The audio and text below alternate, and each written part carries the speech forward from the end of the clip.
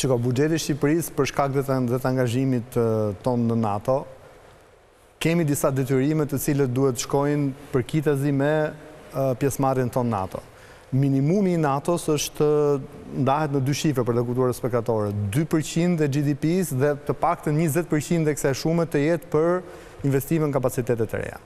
Ky është viti i parë që në buxhetin ton e kemi rreth 2% të GDP-s, pra plotësojmë minimumin e kërkesave të një antarit NATO. Sepse ndërkohë Trump ka duhet shkuar në 5%. Pra, ne sapo kemi, dhe ky është buxheti jonë më i mirë në këto 30 vite, dhe sapo kemi arritur dyshemend. Falenderoj për grafikun.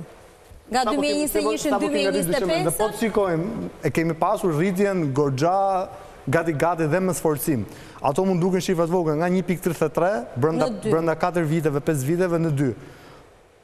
Çfarë do të thotë 2%? Do të thotë rreth 530 milionë euro në vit. Rreth, afërsisht në varësi se si euro është me lekun, po themi rreth 530 milionë euro në vit.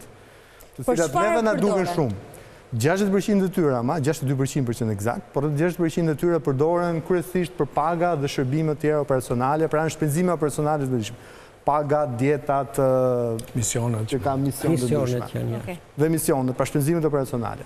20% ne e përdorim pastaj për pjesën e mirëmbajtjes të çdo pajisje apo të çdo pjesë që kemi në të gjitha degët e forcave tona të armatosura, dhe 20% që tjetër këtë vit e kemi arritur dhe atë pjesë e kemi investime të reja për kryesisht për infrastrukturë. Dhe këtu ka një problem të madh, që nëse ne do të kishim mbajtur të paprekur ose pak të prekur infrastrukturën që ne kemi pasur të trashëguar, nuk do kishim nevojë të investonim kaq shumë në infrastrukturë të re, por do investonim në pajisje të tjera, armatim dhe gjëra të ngjashme. Fakti që ne, fatkeqësisht në këto 30 vite, e kemi degraduar shumë infrastrukturën, do na duhet që ta rindërtojmë. Një pjesë e mirë e buxhetit të investimeve këtë vit do të shkojë për bazën e Kuçovës, cila do të jetë një bazë e NATO-s, ku NATO do të jetë ajo që në fakt do të vejë buxhetin më të madh dhe ne do të vejmë një pjesë në tonën sa na takon. Megjithatë, për vendet me ushtri të vogël se ajo që jemi ne, harxhimin rreth 60%, pra ose 62% për paga, shërbime e tjerë, pra shpenzime korrente që quhet ndryshe, është diçka, do thoya, rreth normales.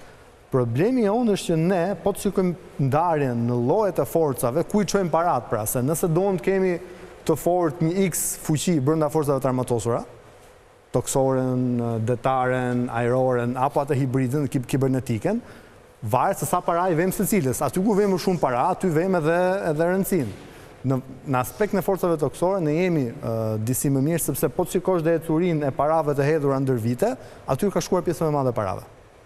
Forcat ajrore ka qenë ajo që është më e pakta, dhe 2 pikat kritike që ne kemi, pikërisht forcat ajrore, dhe kjo del dhe nga shifrat, dhe lufta hibride, lufta kibernetike. Aty akoma ne kemi nevojë për të investuar në infrastrukturë, sepse vërtet kemi bërë shumë në aspektin e shërbimeve publike. Se kur flasim për mbrojtjen dhe sigurinë kombëtare, nuk flasim vetëm për forcat armatosura, flasim për një tërësi të disa institucioneve që duhet vinë bashkë. Dhe që duhet Mbrojtja civile gjithashtu, dhe duhet vinë bashkë. Dhe ne kemi investuar shumë në pjesën e shërbimeve, ofrimin e shërbimeve të qytetarëve. Por në infrastrukturën mbështetëse të ruajtjes, pra sigurinë kibernetike, ne lëm akoma shumë për dëshiruar.